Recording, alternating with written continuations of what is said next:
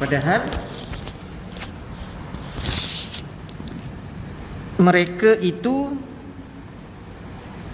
padahal di sisi Allah ada harta yang banyak, begitu jugalah keadaan kamu dahulu, lalu Allah memberikan nikmatnya kepada kamu, maka telitilah. Perintah lagi suruh fatabayyanu, teliti, terperinci, cari penjelasan, cari bukti, cari dalil sebelum membuat segala tuduhan ataupun membunuh tadi. Kerana sesungguhnya innallaha kana bima ta'maluna khabira, Allah itu maha teliti terhadap apa yang kamu kerjakan.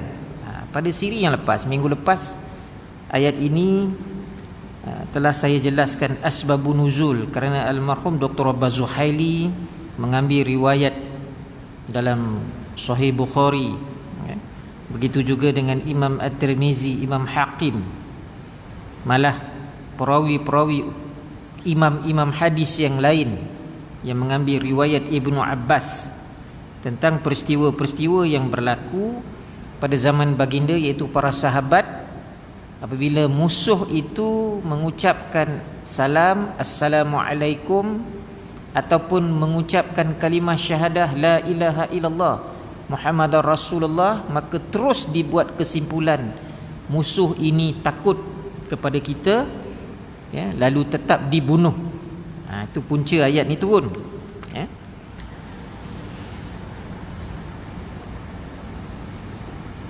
Jadi pada tafsir dan penjelasan ayat ini, Allah menyeru kepada orang-orang beriman ini, yang mana maksud beriman ini kepada Allah dan Rasul.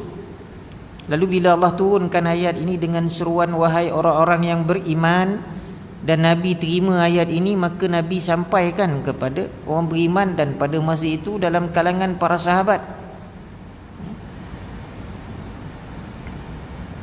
jika kamu berangkat berperang dan melawan musuh Islam ini, lalu kamu melihat seseorang yang kamu ragu-ragu apakah dia itu seorang Muslim ataupun musyrik ataupun minal kafirin, apakah dia itu termasuk orang yang menyerah ataukah orang yang masih nak menyerang. Itu kena teliti tu. Itu maksud dia teliti. Apakah dia itu termasuk orang yang menyerah ataupun orang yang menyerang, maka berhati-hatilah dalam menilai ataupun menghukum orang itu. Ini perintah Allah. Sebab orang beriman sifat dia mesti teliti. Orang beriman ini mesti berwaspada. Orang beriman mestilah mengambil langkah mendapatkan penjelasan. Lebih jelas lagi lah.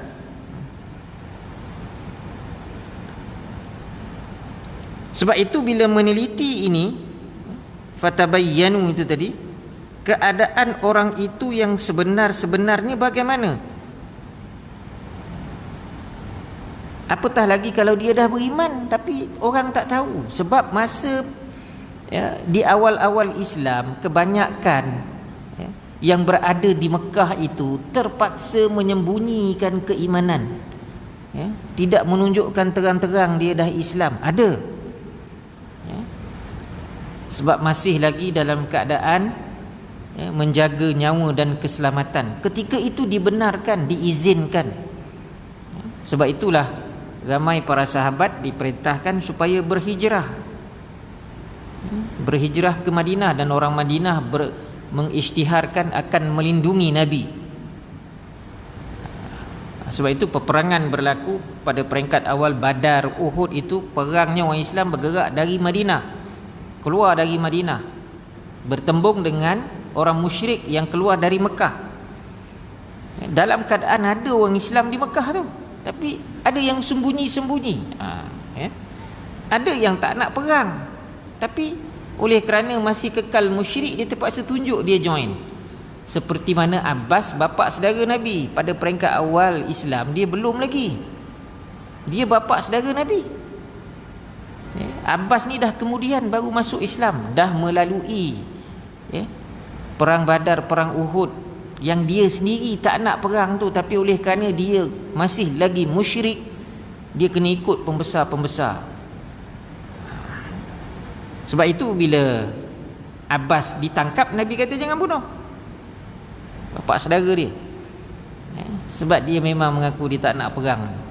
Itu dalam keadaan masih musyrik, tak nak perang, Nabi kata jangan bunuh. Ini orang itu sudah beriman tapi dia menyembunyikan. Maka sebab itulah teliti keadaan itu. Maka samalah pada hari ini pun, kita jangan cepat menuduh, jangan cepat menghukum. Apatah lagi pada hari ini orang sangat mudah menjatuhkan hukum, kau dah munafik. Lebih teruk lagi dah di khabar kau kapi, katakan. Itu parah tu.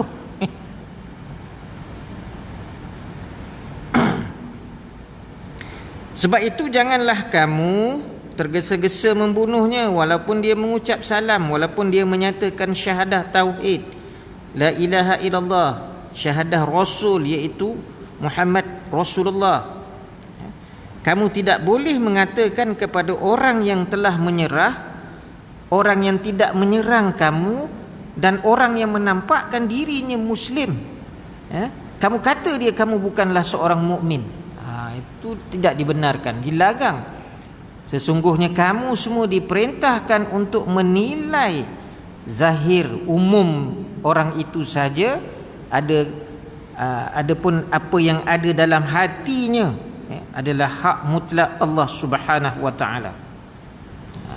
Kita tak ada ilmu mengetahui hati orang. Kalau dikurniakan oleh Allah itu terpencil sangat.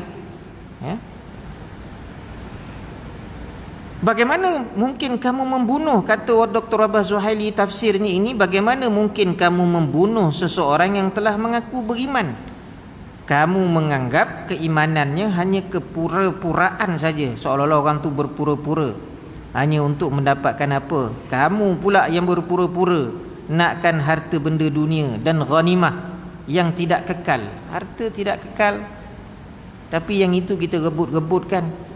Dan memanglah sifat manusia pada hari ini terhadap harta ni, berkelahi, berebut harta.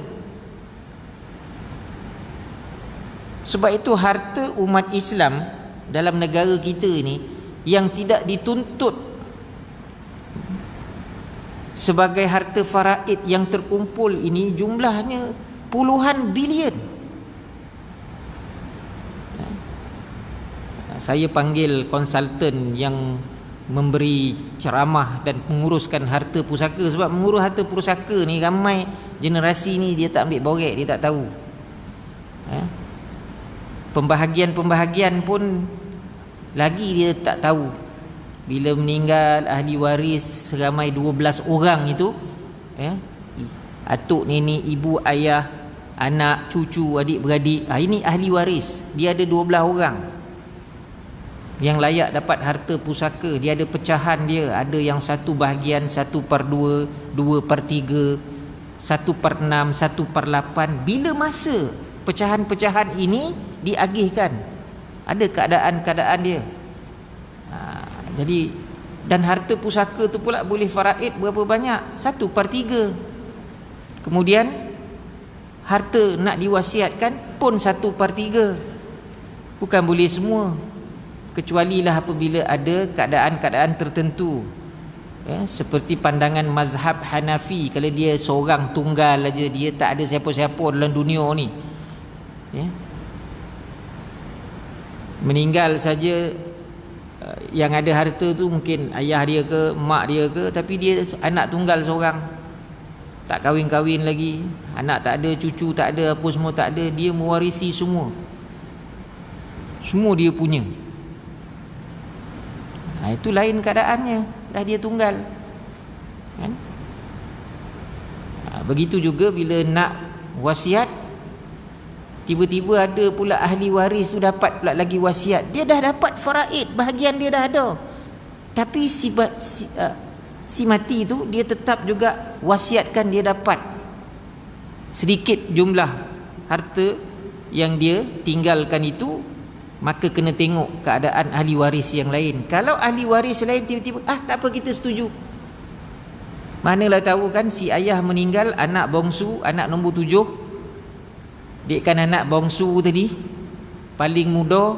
Yang lain semua dah menikah, dah kahwin, dah ada anak. Yang bongsu ni bujang lagi. Tah macam mana, wasiat pula ada tambahan untuk dia. Sepatut dia tak boleh dapat wasiat sebab dia ahli waris faraid. Maka 6 orang adik-beradik yang lain akhirnya kata, kita setuju. Bila setuju tu redha, dapat anak bongsu tu. Itu dalam perbahasan fiqah lah, tentuan kuliah fiqah boleh jumpa tu kan? Jadi berbalik kepada keadaan ini tadi, kita kena semak, kita kena pastikan. Sebab itulah bila kamu ada niat lain berebutkan harta, akhirnya kamu bunuh orang itu dalam keadaan kamu sendiri tidak pasti, ataupun kamu menyatakan alasan sebagai untuk melindungi diri, seperti mana yang berlaku pada zaman Nabi ni. Sahabat ramai, musuh tu tinggal dia seorang aja, yang lain semua dah terkorban. Dia nak menyorokkan kambing dia. Engkau ramai, engkau bagi alasan kami takut dibunuh. Seorang tu ramai. Zaman itu zaman perang. Bila zaman perang, ramai takut dengan seorang. Tak logik juga. Yang perlu takut ialah dia takut kepada Allah dulu. Dia takut dengan seorang. Kau ramai, kalau ada 3 orang pun masih lagi sanggup berdepan. Maknanya zaman perang itu, seorang berdepan dengan 3 orang tak ada masalah. Lawanlah macam mana pun. Tiba-tiba bagi alasan kami takut dibunuh dia seorang, maka nampak sangatlah nak mengambil harta. Itu jangan buat alasan begitu. Takut ditebas, dilibas dengan pedang, katakan.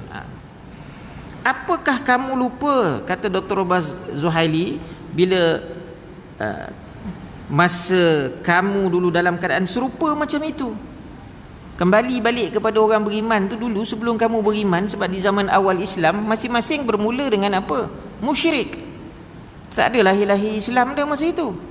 Sebab mendengar seruan Nabi, sebab sampai seruan Nabi, sampai seruan Islam, sampai ayat udkhulu fi silmi kafah, masuklah kamu ke dalam Islam itu kafat. Kafata maknanya keseluruhannya, terima. Dia bila dia dengar seruan tu, akhirnya terbuka pintu hati, terima. Itu keadaan dulu. Masa itu bermula dengan musyrik. Macam mana bila dah jadi orang Islam? Masa tu terus maknanya gagah perkasa, berani ke? Bukan semua orang macam Umar. Umar dia memang lain. Memang lain sangat perangai Umar ni. Dia masuk Islam pun dalam keadaan, bermula keadaan dia masa tu sangat marah. Bila orang-orang Mekah ketika nampak Umar, berbunyi-bunyi mulut dia marahkan Nabi ketika itu. Sudahnya sahabat-sahabat dia kata, sudahlah Umar, kau cakap lebih je, kau benci Muhammad lah, kau nak bunuh Muhammad lah, adik engkau dah masuk Islam, dia kata. Adik engkau Fatimah dan adik ipar engkau Fatimah, adik dia pun nama Fatimah, adik ipar dia Sa'ad. Bila dengar je adik dia dah masuk Islam, dia terus pergi ke rumah. Dia tengah bongih masa itu. Saat dia nak mengetuk pintu, adiknya sedang membacakan ayat daripada surah Toha. Toha, tu 2 huruf. Maka ketika itu dia terdetik hati dia, hidayah sudah masuk daripada ayat itu. Ayat 1 sampai ayat 5 Toha tu dia dengar, terdetik sudah hati dia, hidayah dah mula masuk. Sebelum itu Nabi pun pernah berdoa supaya ada 2 orang yang gagah perkasa ni, Umar dan Abu Jahal ni. Nabi berdoa semoga salah seorang ni mendapat hidayah. Lalu Allah berikan hidayah kepada Umar dalam keadaan dia dengar Al-Quran. Yang masa itu dia datang memang keadaan dia sedang marah. Lalu hatinya menjadi apa? Menjadi sedikit sejuk bila dengar ayat itu. Dia ketuk juga pintu. Bila ditanya siapa tu, aku. Dengar suara abang ipar, comel dah, dan mengelotar lutut. Adik ipar dia, kau abah, habislah kita, habislah, abang dah datang, habislah. Takutnya dengan Umar masa itu. Buka jugalah pintu. Kan Umar mengamuk kan, dia pecah pintu kan, lagi parah. Umar terus tanya, apa yang kau baca tadi? Bak sini. Ketika itulah adik dia berani. Adik dia tak bagi. Aku membaca ayat-ayat suci Allah ni, aku tak layak nak bagi kau. Kau tak layak pegang. Walaupun ditulis pada kulit-kulit pelepah-pelepah tamar, pada kulit-kulit binatang ketika itu, ya, kau tidak layak pegang kerana kau kotor. Dia musyrik, ya. Dibagi penampar ke adik dia. Tapi akhirnya dia tanya, mana nak dapat ayat ni, macam mana nak baca tu? mana nak belajar? Maka adik dia beritahu, jumpa dengan Muhammad lah, jumpa Rasulullah. Maka ketika itulah Umar cari di mana baginda. Mana baginda? Di rumah Arqam bin Abi Al-Arqam. Tu yang timbul Arqam tu, nama sahabat Nabi. Masa itu rumah Arqam bin Abi Al-Arqam ini menjadi pusat usrah Nabi dan bersama sahabat. Maknanya dakwah Nabi itu secara tertutup. Bila berkumpul tu Nabi mengajar Quran, mengajar tafsir, mengajar ayat-ayat ini kepada sahabat. Umar cari, jumpa rumah Arqam bin Abi Al-Arqam, terus dia ketuk pintu. Ketika itu Hamzah yang ada dalam tu, bapa saudara Nabi. Hamzah level dia sama dengan Umar, panglima perang, berani, ya. Lalu ditanya siapa? Aku, Umar, katakan. Hamzah terus tanya, yang lain tak berani. Nabi pun senyap saja. Hamzah tanya, datang niat baik ke, tujuan baik ke, tujuan tak baik, kata. Kalau tujuan baik kami buka pintu, tujuan tak baik pedang ni tunggu kau, katanya. Aku datang niat baik, baru buka pintu. Maka pendek cerita, di situlah Umar menyerahkan diri dia kepada Nabi dan dia qalu la ilaha illallah Muhammadar Rasulullah. Selepas itu memang walaupun orang-orang musyrik, orang Arab Quraisy yang masih lagi musyrikin masa itu, bila dengar Umar dah masuk Islam, motivasi jatuh. Memang Umar memang berani masa itu. Daripada asal dia seorang ke, dia ramai ke, dia tak ada takut siapa-siapa. Sebab tu dia berhijrah, dia seorang aja yang berhijrah siang-siang buta, buat pengumuman lagi. Itu Umar. Tapi yang lain semua dalam keadaan berhati-hati, jaga keselamatan diri. Umar saja yang cabar, aku nak berhijrah ke Madinah. Siapa berani tunggu aku balik bukit ni. Siapa nak tengok, ya, isteri-isteri dia jadi balu, anak-anak dia kehilangan ayah, menjadi yatim, silalah, tunggu aku. Seorang pun tak berani tunggu. Seorang pun tak berani tunggu. Dan Nabi tidak melarang perbuatan Umar itu.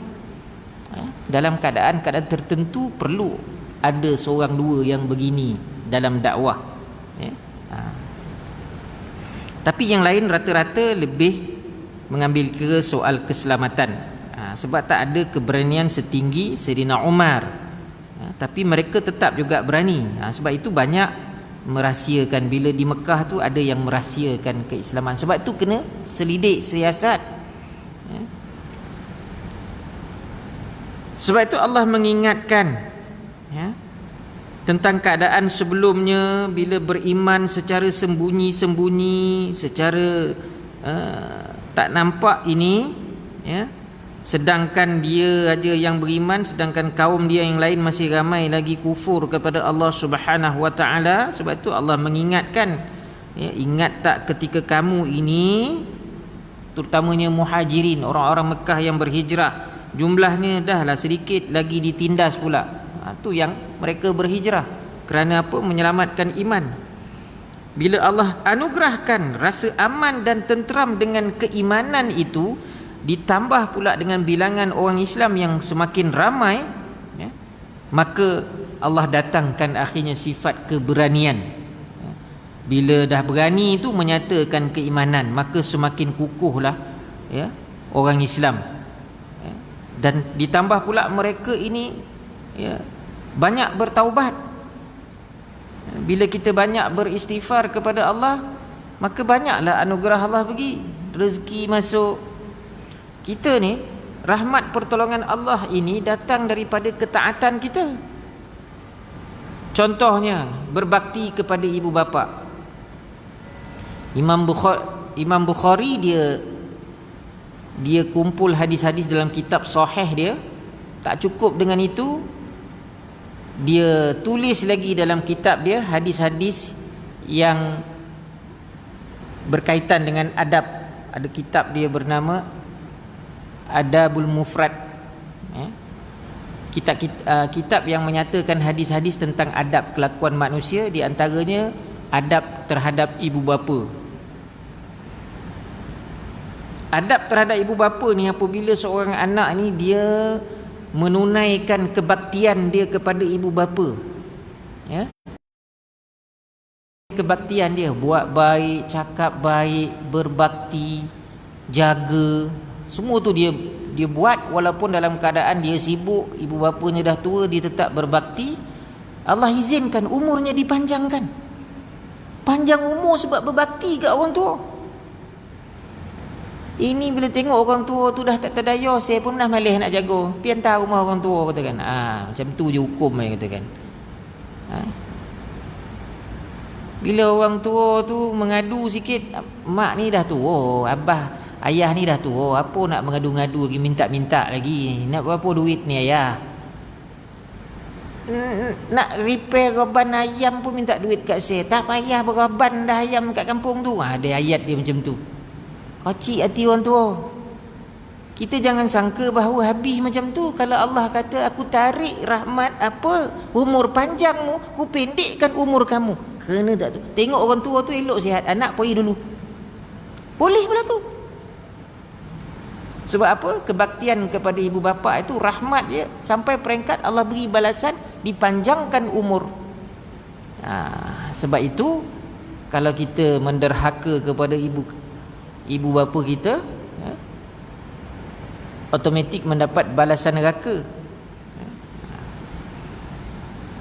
Sebab itu bila kita dalam ayat ini, semakin kita menghayati keimanan kita, semakin kuat iman kita, baru kita berani, datang berani. Kita pun banyak bertaubat kepada Allah Subhanahu wa taala. Malah seperti mana kejadian dalam ayat ini, dalam asbabun nuzul, Usamah berjanji bahawa ia tidak akan pernah lagi membunuh orang yang mengucapkan kesaksian tentang apa?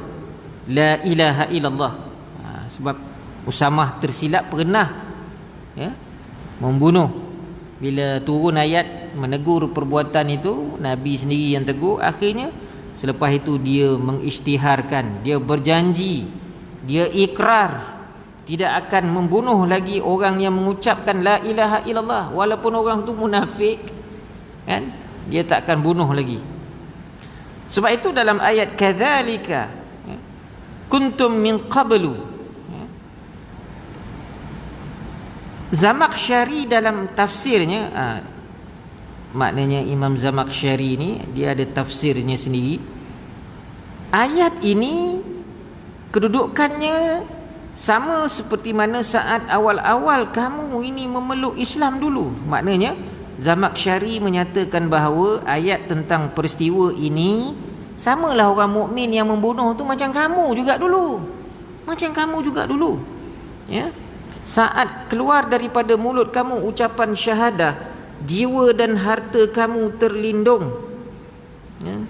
Kamu tidak perlu menunggu kepastian ucapanmu itu telah merasuk ke dalam lubuk hati yang paling dalam. Kamu tak perlu tunggu kepastian ucapan. Bila kamu benar-benar dalam hati kamu ini mengucap kalimah la ilaha illallah Muhammadar Rasulullah, jiwa dan harta kamu terlindung. Maknanya orang yang mengucap kalimah keimanan ini kita tak boleh bunuh,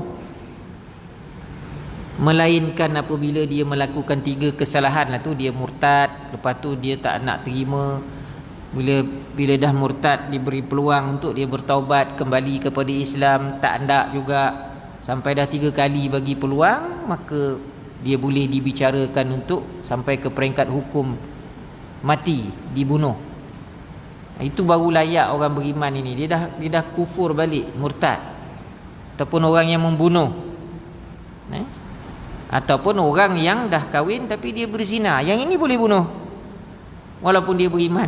Tapi sebab dosa itu tahapnya Kalau dia tidak bertaubat, dia ingkar, dia kekal dengan kesalahan dia itu, itu boleh bunuh. Selebih daripada itu kita tak ada hak, melainkan kita dalam keadaan mempertahankan diri, pertahankan nyawa, pertahankan harta orang tu. Kita nak menyelamatkan diri kita, kita berlawan-berlawan, sekali kita tumbang mati kawan tu, itu lain cerita, ya. Allah juga menekankan kewajipan setiap hamba-Nya yang beriman ini supaya teliti sebelum melakukan sesuatu dalam bentuk apa? Serangan. Allah memerintahkan bahawa segala langkah yang ditempuh mesti ada batasan penelitian yang sangat mendalam. Jangan kita sekadar umum sahaja. Jadi maknanya orang Islam ni, dia mesti ada pemikiran yang strategik lah dalam apa saja kerja buat. Sebab tu bila bercakap tentang strategik ini, ada pemikiran strategik, ada pemikiran kritis, kita ada sikap dan gaya kita berfikir tu mengkritik. Kritik bukan condemn, tapi nak cari kebaikan. Tak ada juga kita jadi orang Islam ni suruh ikut aja. Tapi kritik kita itu untuk mencari perkara yang lebih baik.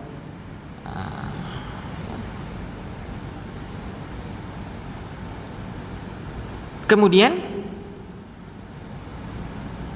Allah memerintahkan supaya apa? Berhati-hati. Jadi sudahlah suruh teliti, berhati-hati lagi. Ini merupakan apa? Sifat-sifat yang perlu ada. Sebab itu dia menjadi sifat mahmudah, berwaspada. Sifat mahmudah. Kalau terburu-buru dia dah jadi mazmumah. Kalau putus asa dah jadi mazmumah. Orang Islam pun maknanya tak boleh bersikap putus asa, copek pun lah putus asa. Tak adalah kita menang dah, katakan. Dah banyak pula, dah naik pula balik, katakan. Hari ni berapa ratus tuan-tuan, dah sampai Seremban dah, kata.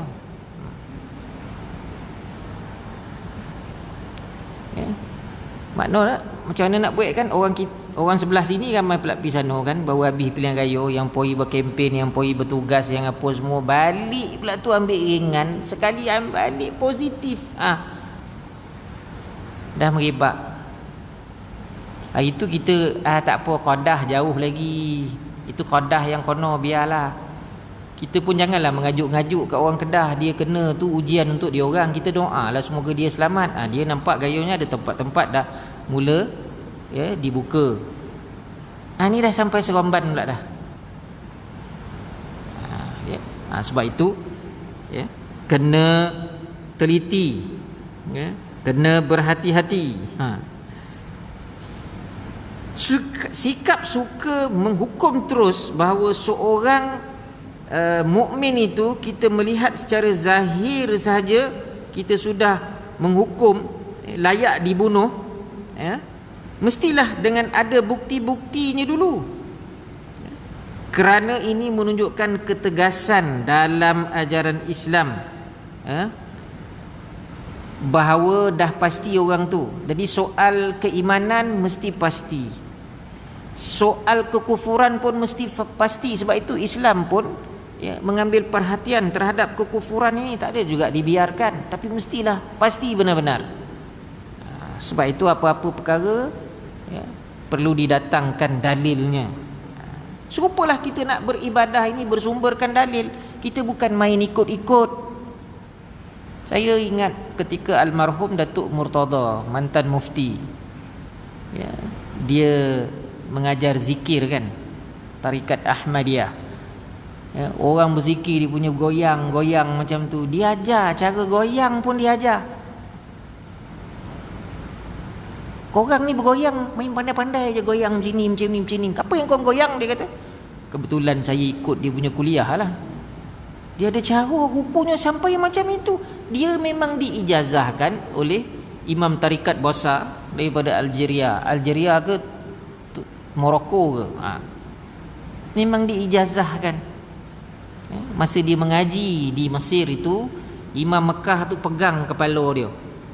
Imam Mekah, dia orang yang agak lewat, Datuk Murtada ni dalam adik-beradik, walaupun dia yang tua, tapi dia yang ujung-ujung juga masuk universiti. Umur 27 dia dekat Al-Azhar tu. Tu cerita dia lah. Pernah Imam Mekah tu pegang kepala dia masa dia mengaji. Ini jadi orang alim besok. Memang jadi orang alim. Mufti tu menyambung tugas ayahandanya Syekh Ahmad. Ayah dia lagi alim. Kalau tidak, tak dijemput baca doa mereka. Punya ramai je orang alim dalam tanah Melayu masa tu. Daripada Kelantan berapa ramai orang alim, daripada Kedah, pondok-pondok merata, lagi ramai orang alim. Tak, Syekh Ahmad juga yang dijemput baca doa. Syekh Ahmad. Respect tak respectnya dengan keilmuan Syekh Ahmad. Bukan dia cipta doa tu sembrono. Lafaz doa tu memang dia karang. Memang dia karang.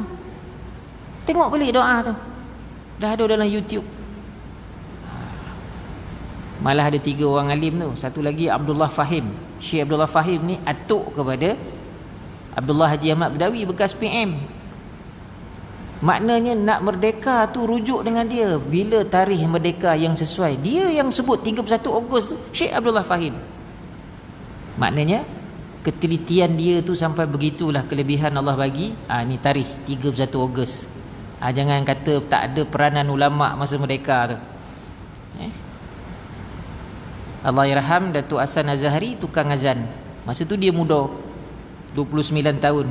Dia mengazankan azan merdeka tu menitik air mata katakan. Kita tak rasa suasana tu sebab kita dah merdeka. Kita tanya anak kita merdeka. Apa dia kita merdeka? Kita merdeka ustaz, merdeka, itu je kita tahunya. Ya. Baik.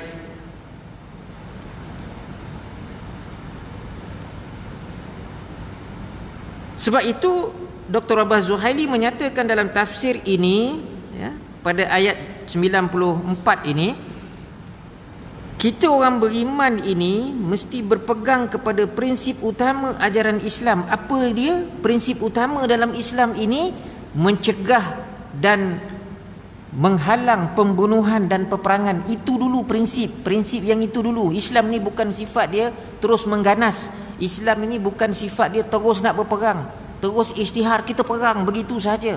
Tetapi Islam ni prinsip dia ialah cegah dulu.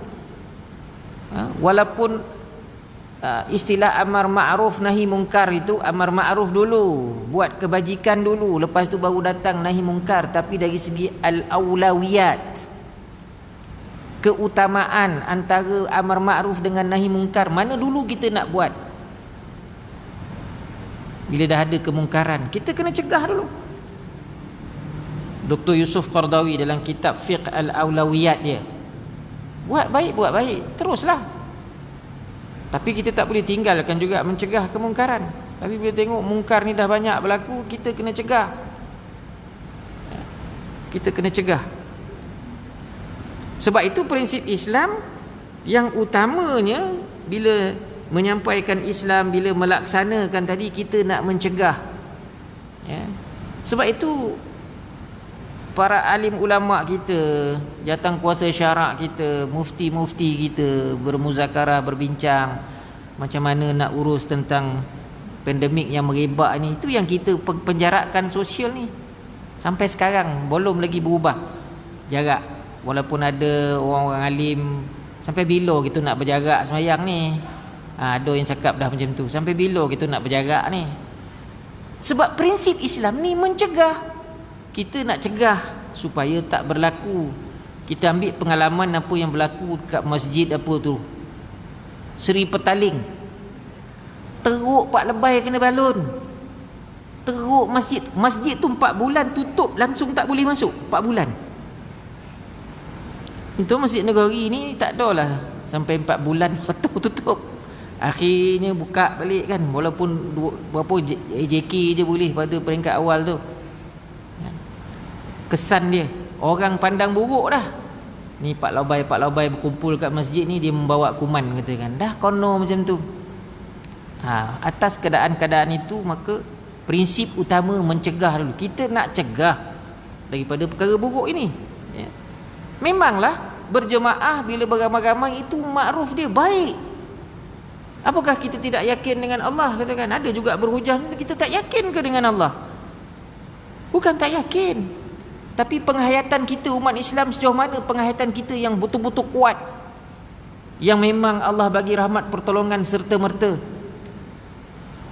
Adakah kita serta-merta Allah bagi tantah selama ini rahmat pertolongan datang dekat kita ni barangkali doa apa binatang-binatang ternakan? Kalau nak harap perpaduan kita, sejauh mana kuat perpaduan umat Islam kita? Kita paling ramai umat Islam, majoriti. Tetapi dalam perpaduan kita yang paling kuat berkelahi nak banding orang lain, katakan.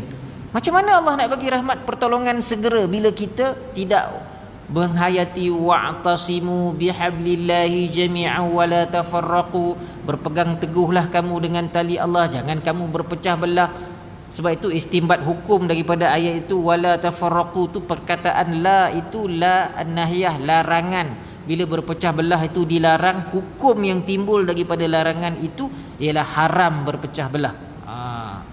Jadi kita menanggung dosa berpecah belah.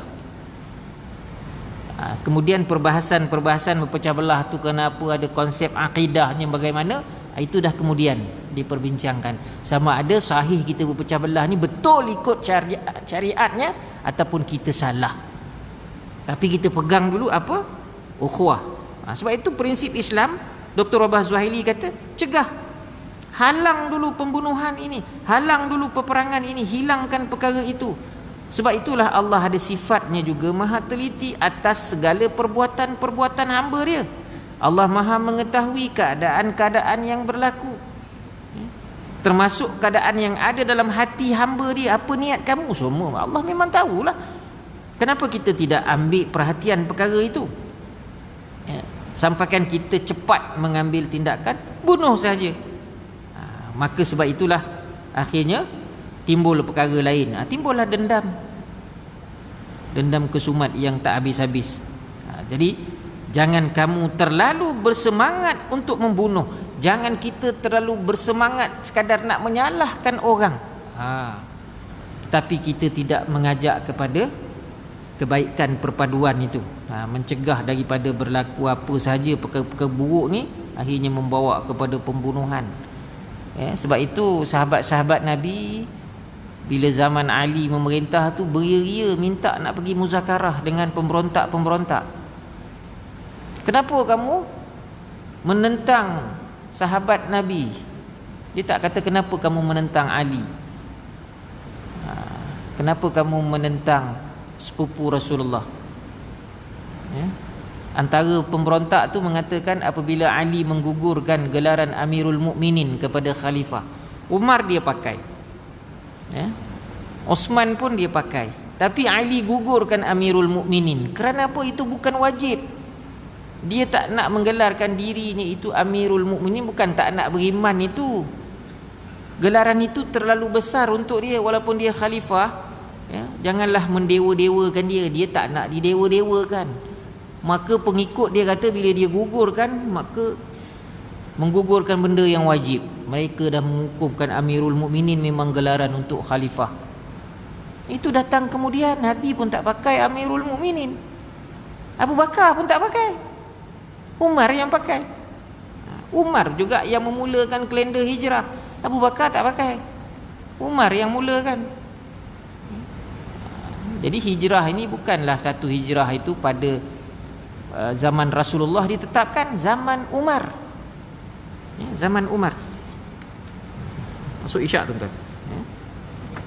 Daripada tafsir ayat ini jelas sebagai rumusan dan pedoman serta hukum hakam, ayat ini berfokus kepada apa? Pertama, perintah kita berhati-hati, berwaspada dalam menghukum keimanan orang lain.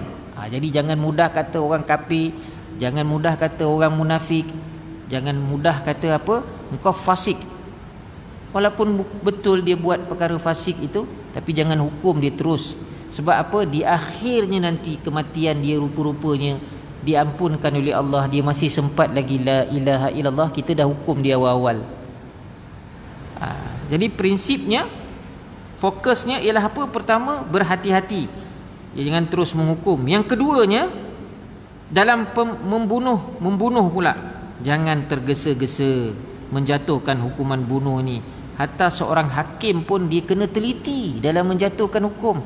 Sebab itu hakim ni sebelah kaki dia dalam neraka dah. Ingat senang jadi hakim ni, sebelah kaki dalam neraka dah. Dia silap, dia jatuh hukum, dia melangkah dalam neraka tu. Sebab tu tak berani nak jadi hakim, katakan. Tak berani juga nak fatwa. Tapi fatwa ini ijtihad, dia ada kelebihan dia. Kalau ijtihad dia itu betul, dapat dia 2 pahala. Kalau ijtihad dia salah, dia masih lagi dapat 1 pahala. Tapi syarat nak ijtihad tu, kebolehan dia mesti ada lah. Jangan main mudah saja, aku nak ijtihad lah. Boleh ni. Sekarang ni isap rokok ni boleh menaikkan ekonomi negara, katakan. Tak boleh macam tu je. Dia banyak kajian dia. Menghukum orang lain bahawa ia adalah orang mukmin cukup dengan melihat zahir saja, ya, maknanya belum cukup lagi. Tetapi jika mulutnya sudah mengucapkan kalimah syahadah, ya, itu adalah merupakan awal seorang mukmin. Awal seorang mukmin sebab dia sanggup mengucap kalimah syahadah, la ilaha illallah Muhammadar Rasulullah. Bukan senang kita nak dakwah. Sahabat saya hari semalam dia balik ke Sarawak. Bapa mentua dia meninggal, tapi bapa mentua dia belum Islam. Dia dapat Islamkan anak. Bila dia nak kahwin dengan anak, bapaknya setuju, terima dia sebagai menantu. Elok ya, sayang dia dengan menantu ni. Tapi sampai ke hujungnya dia pun bagi tahu, dia kata aku nak balik, bapa mentua aku meninggal, kata di sinilah penghujungnya dan akhirnya. Hidayah milik Allah, kata. Kita bagi semangat kat dia, katakan. Balik, kata. Balik itu semoga dipermudahkan urusan. Jangan disebabkan ayah mentua dia minal kafirin tadi, aku tak nak balik lah, bapa tua aku kafir, katakan. Tak boleh. Tu anak perempuan dia, anak dia, kata. Buat balik. Itu pun salah satu dakwah kita. Tapi elok pula adik-beradik yang lain ada yang masuk Islam, kata. Bapak dia saja yang masih lagi begitu berpegang kepada ajaran asal dia, katakan. Itu hidayah milik Allah, katakan. Tapi bila dia dah mengucap kalimah syahadah, itu tanda awal keimanan. Dia dah iktikad Allah itu esa, satu je Tuhan, dan dia telah iktikad bahawa Muhammad itu Rasul. Itu Rasul, dia kata. Okeylah, dah masuk waktu isyak. Akhir sekali, ya, dalam Sahih Muslim, ya, Usamah, satu riwayat lah Sahih Muslim ni hadis Nabi. Usamah berkata, baginda sallallahu alaihi wasallam mengutuskan aku bersama dengan sepasukan Muslim. Bila kami bergerak sampai di tempat bernama Huraqat, ya, tempat dia di Juhainah lah, tanah Arab sana, ya. Bila dia bertemu dengan seorang lelaki, ya, dia melihat aku secara spontan saja, memang dia mengucap kalimah la ilaha illallah.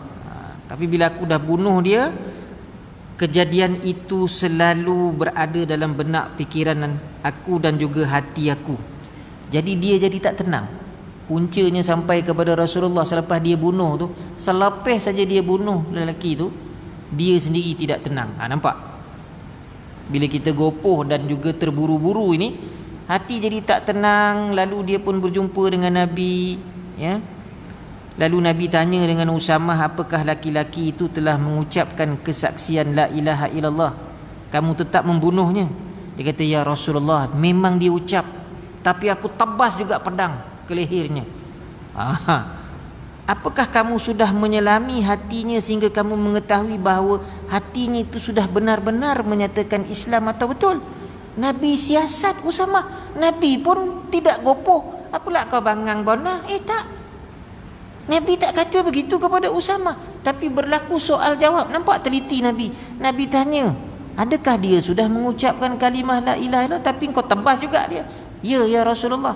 Adakah bila dia dah mengaku la ilaha illallah tu, engkau menyiasat lagi hatinya itu benar-benar menyatakan keimanan? Usamah diam, montok dia. Maka itulah didikan baginda sallallahu alaihi wasallam, sehingga kan apa ayat Rasulullah keluar dulu daripada bibirnya, astaghfirullah al-azim, astaghfirullah. Nabi istighfar. Nabi terus minta ampun. Keampunan itu Nabi minta sebanyak 3 kali untuk Usamah. Tak ada pula terus hukum, habislah engkau Usamah, engkau memang masuk neraka. Itu pendekatan dakwah Nabi. Usamah dah bunuh orang, tapi Nabi masih lagi bersoal jawab. Ini kata pemikiran strategik. Nabi dah buat lama pemikiran strategik, berfikir secara kritis. Adakah dia sudah mengucap kalimah itu kau terus bunuh juga? Ya. Adakah dia dah mengucap itu kau dah menyelami hati dia? Ada tak lagi kau tanya menyelami? Benar-benarkah engkau Islam ini? Kalau dia kata benar, tentu kau tidak akan bunuh. Nampak? Nabi mendidik. Akhirnya Nabi yang istighfar dulu. Bukan dia suruh Usamah, sekarang kau mengucap istighfar. Tak. Nabi minta keampunan untuk Usamah, maka lepas itu Usamah berikrar selepas ini, orang yang mengucap kalimah la ilaha illallah tidak akan kubunuh. Sampai didikan Nabi itu. Begitulah. Jadi itu kesimpulan yang pertama. InsyaAllah kita boleh sambung lagi pada perkara-perkara pengajaran ini, sebab kita ambil kitab-kitab tafsir ini, ayat-ayat yang ditafsir ini kita nak ambil pengajaran supaya hari ini kita boleh ambil pedoman untuk kebaikan kita bersama. Jadi saya tangguhkan dulu segala yang baik itu anugerah Allah Subhanahu wa taala, sebarang kekurangan marilah sama-sama kita pohonkan keampunan daripadanya. Kita tutup dengan doa tasbih kafarah bacaan daripada suratul Asr. Bismillahirrahmanirrahim. Subhanakallahumma bihamdik asyhadu an la ilaha anta nastaghfiruka wa natubu ilaih. Bismillahirrahmanirrahim. Wal 'asr innal insana lafi khusr illa alladhina amanu wa 'amilus solihat wa tawassaw bil haqqi wa tawassaw bis sabr.